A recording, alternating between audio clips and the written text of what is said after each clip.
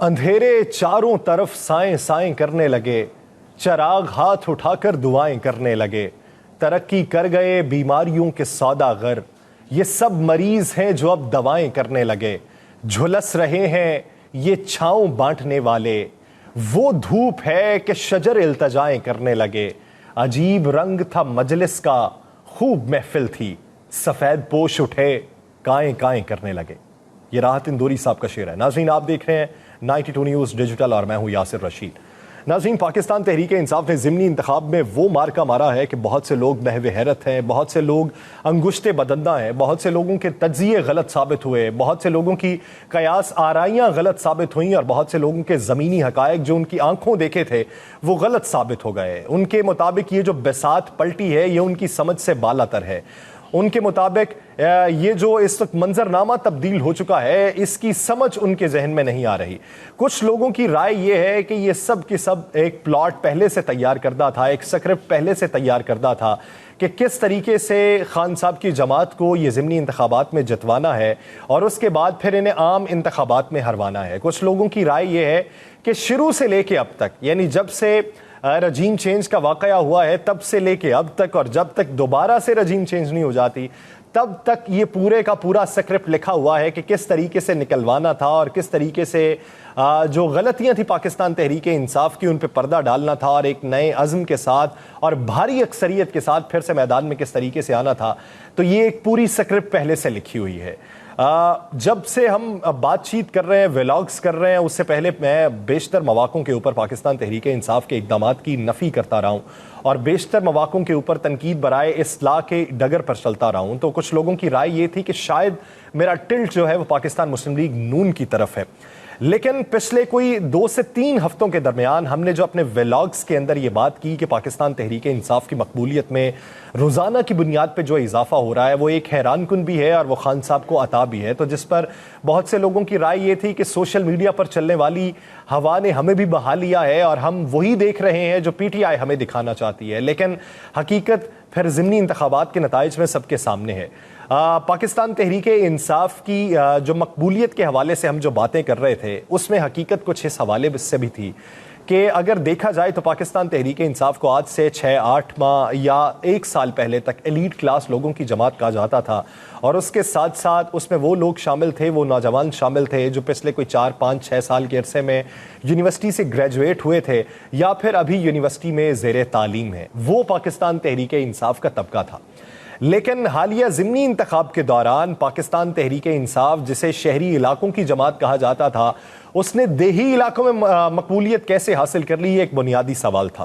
جس کا جواب میرے پاس یہ ہے کہ پاکستان تحریک انصاف کے جو کارکن ہیں وہ تو 40% ہوں گے، لیکن جو بقیہ 60% ہیں وہ حالات کے مارے ہوئے لوگ ہیں۔ حالات کے مارے وہ لوگ جنہیں لوڈ شیڈنگ ستاتی ہے، حالات کے مارے وہ لوگ جنہیں مہنگا پیٹرول ستاتا ہے، حالات کے مارے وہ لوگ جن کی اشیاء خورنوش کی خریداری ان کی جیب پر بھاری پڑتی ہے، حالات کے مارے وہ لوگ جنہیں مستقبل میں ان حکمرانوں کے ہوتے ہوئے بہترین سمت دکھائی نہیں دے رہی، حالات کے مارے ہوئے وہ لوگ جنہوں نے پیسوں کے عوض، سڑکوں کے عوض یا ترقیاتی کاموں کے عوض پاکستان مسلم لیگ نون کو ماضی میں ووٹ دیے تھے، انہیں آزمایا بھی تھا لیکن انہیں اس کا جواب پہلے نہیں ملا، اور اب وہ جواب اور اب وہ ثمر جو اپنی برداشت کا ہے وہ پاکستان تحریک انصاف سے چاہتی تھی، اس لیے وہ لوگ پاکستان تحریک انصاف کے ساتھ آ ملے۔ بہت سے لوگوں کی رائے یہ ہے، کچھ بزرگوں کی رائے یہ ہے کہ پاکستان مسلم لیگ نون اور موجودہ جو مخلوط حکومت ہے اسے خدا کی مار پڑی ہے۔ خدا کی مار اس لیے پڑی ہے کہ انہوں نے اپنے ادوار کے اندر جو کرپشن کی ہے اور اپنے محلات بنائے ہیں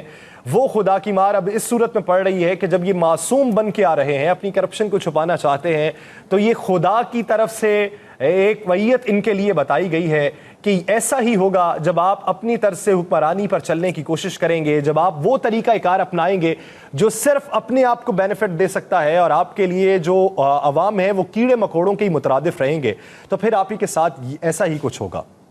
اگر دیکھا جائے تو پاکستان مسلم لیگ نون کی حکمت عملی اس ضمنی انتخاب کے دوران کیا تھی؟ ضمنی انتخاب کے دوران ان کی حکمت عملی یہ تھی کہ 18 روپے کا جو پیٹرول ہم نے سستا کیا ہے یہ ہمیں 4 حلقے جتوائے گا۔ یہ بیشتر وزراء کی یہ مائنڈ سیٹ تھا ان کا کہ یہ 18 روپے کا جو پیٹرول سستا کیا ہے یہ ہمارے بنیادی طور پہ 4 حلقے ہیں۔ ان کا جو تناسب تھا وہ 16-4 کا تھا۔ मैं अपने प्रोग्राम्स में भी ये बात कर चुका था कि दोनों तरफ से जो बातें सोची जा रही थी वो 16/4 की सोची जा रही थी, लेकिन 16/4 किसको मिला है ये सब अवाम के सामने है। वो 16 की बजाय 15 हुआ, वो 4 की बजाय वो 4 पे ही रहे और एक इंडिपेंडेंट बीच में आ गया।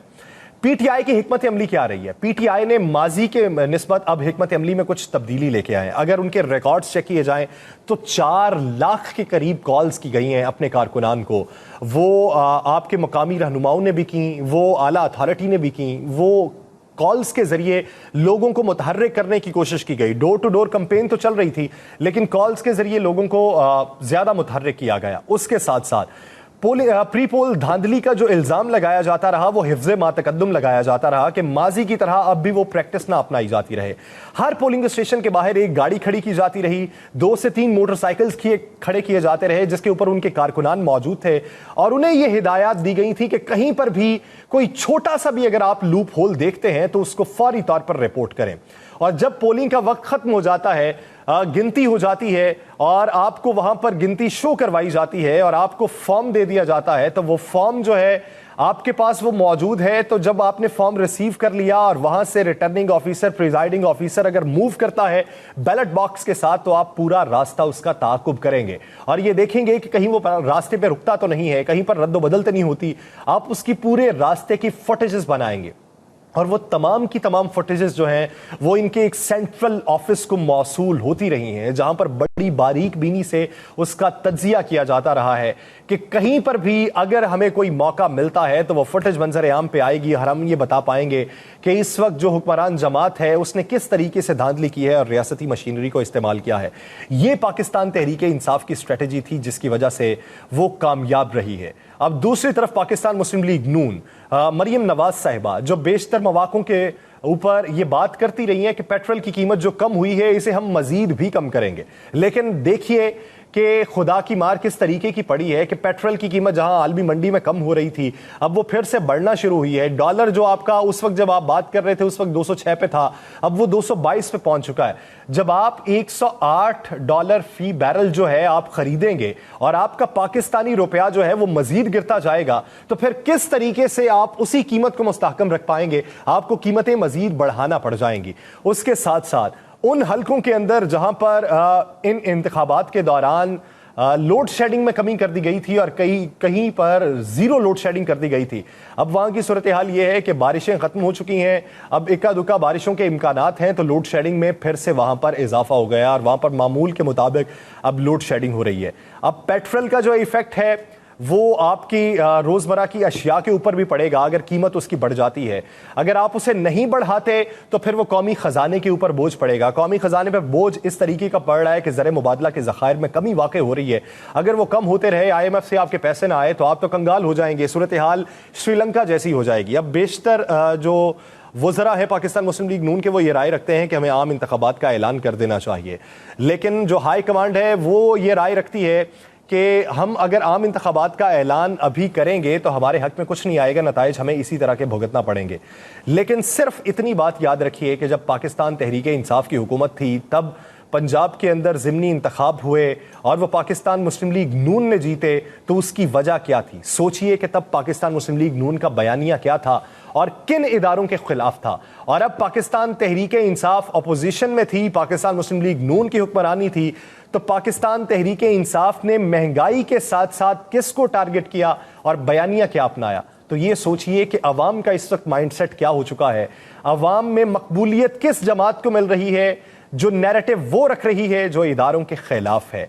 कामयाबी हासिल कर लेना बहुत बड़ा फैक्टर नहीं होता, कामयाबी को हजम करना और उससे मुस्तकबिल की समत का तयन करना एक बहुत बड़ा फैक्टर होता है। तो उम्मीद ये करते हैं कि पाकिस्तान तहरीक इंसाफ जो है वो अपने टारगेट जो आइंदा के सेट कर रही है वो बेहतरीन हिकमत अमली के साथ सेट करें। मुझे दीजिए इजाज़त, अल्लाह के बाद।